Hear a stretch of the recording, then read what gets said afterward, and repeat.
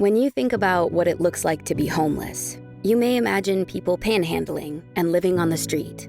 And there are individuals like that experiencing homelessness. You don't usually think about families with children, but they are there. And many times they may be standing right next to you. The person checking out in front of you at the grocery store, grabbing coffee at the gas station, sitting next to you at church. They are all around us. And what may surprise you is that most of them are working full-time jobs. It's a common misconception that they're not working, that they're not trying. They're working towards goals, they're achieving goals because they are grabbing onto everything they can to keep their family together. According to the U.S. Census Bureau, the leading cause of homelessness is now lack of affordable housing. For more than 20 consecutive years, rental rates and home prices have risen higher than wages, creating a crisis of homelessness for countless individuals and families. When you look at our state, only half of the school districts are reporting any children experiencing homelessness. We know that that's just not true. In the urban school districts, it looks like 1 in every 10 kids are experiencing homelessness. So if that number holds true for the entire state, we're looking at more than 70,000 children that could be experiencing homelessness right now.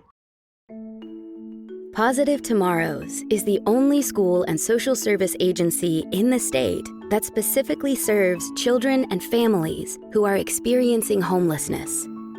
So what's unique about Positive Tomorrows is that we serve the whole family. So at first glance, we are an elite private school, and it's bright and kids are learning. But what you don't often see is the work that goes on behind the scenes.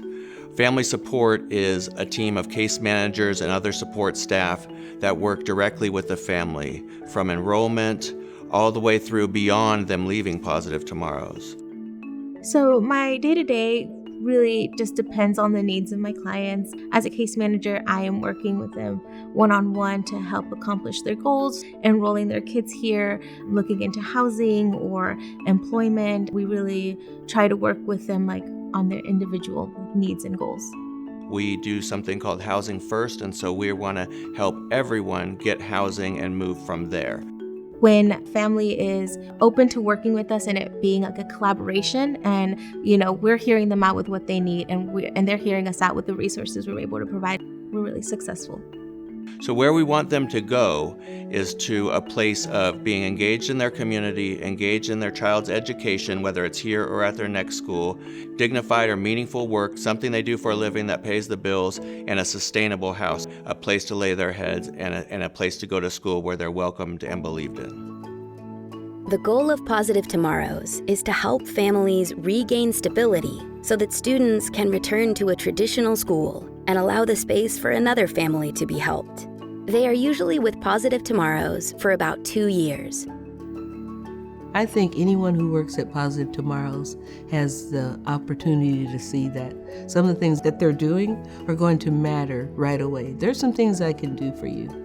If a kid is hungry and comes into school and you know that's interfering with their learning, then we stop and we're able to get them a meal. The joy of working here is that I can do some things that I see the results of being able to do more intensive things with them, because many of our kids are behind academically when they get here.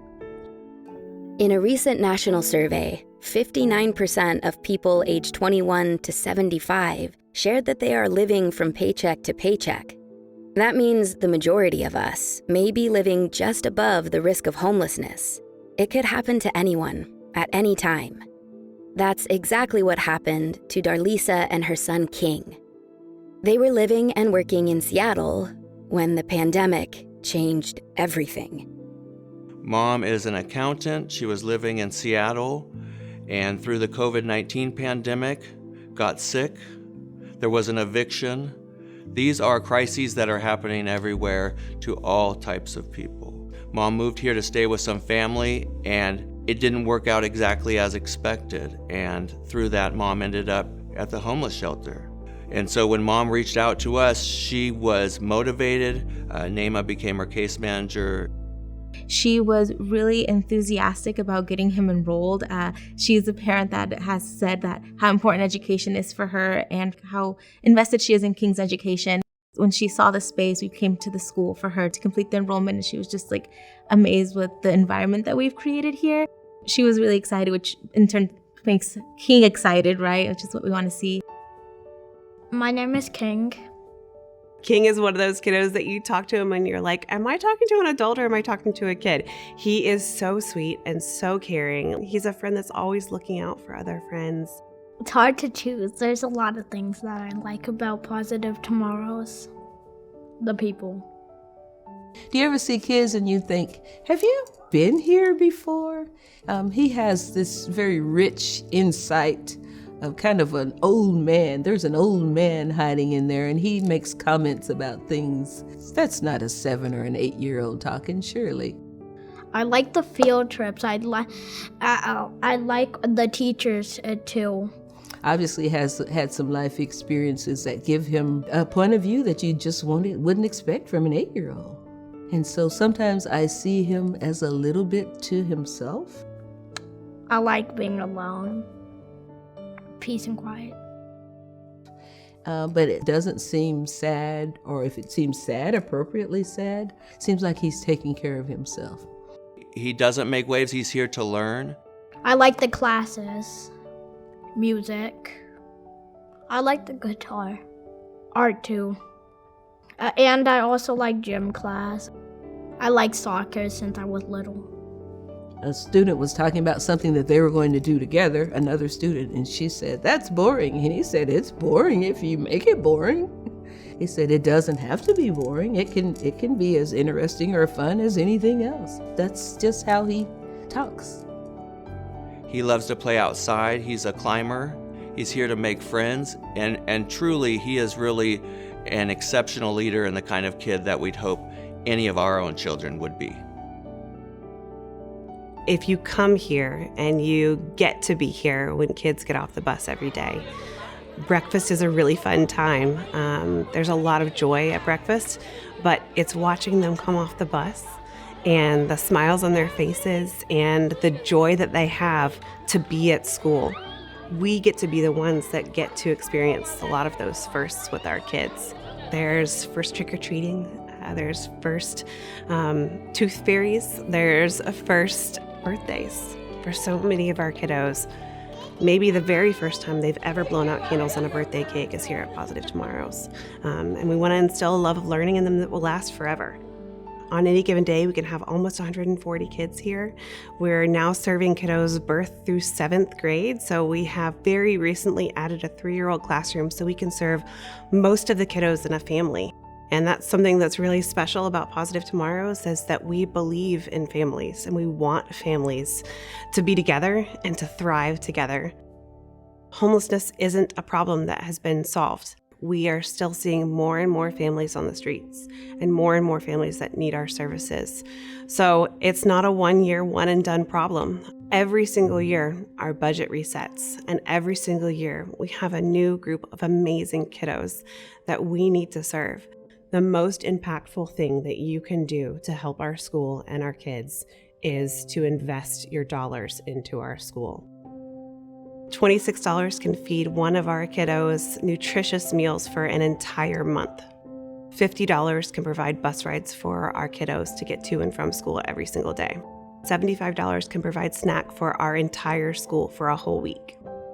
$250 can provide classroom supplies for an entire classroom. For $500, we can test the entire school to see where they are academically so we can teach to where they are. $1,000 can provide 1 week of instruction for an entire classroom. Our kiddos go on so many fun field trips every single year during the school day, and $2,500 can provide all of those field trips for our kids. $5,000 is tuition for one of our kiddos for a semester. $10,000 means school for one of our kiddos for an entire year. $15,000 is everything a kiddo needs at Positive Tomorrows. That includes school, after-school programming and break camps, as well as case management for the entire family. With your help, we can help a family go from living on the streets to having a safe place to live, and that's not a small thing. By giving to Positive Tomorrows, you are helping to change lives. We're not only ending poverty for a family, but we're also showing a child a different way to grow up. So when you're looking at investing in a space that is working with families experiencing homelessness, I think this is the best place to put your investment. I want to say thank you to anyone and everyone who's donated to Positive Tomorrows or considering donating to Positive Tomorrows. It really helps transforms lives of families and children in our city. They really are our future, and it really is the best investment of your time and energy. Thank you. We are serving more families than ever, and every day I get to see lives transformed. We are only able to do that because of this amazing community who not only supports us, but invests in us. And I am grateful for this community that sees the importance of an investment in our kids. So thank you so much for being here. Thank you for showing up for our kids. Thank you for investing in them, and thank you for believing in them.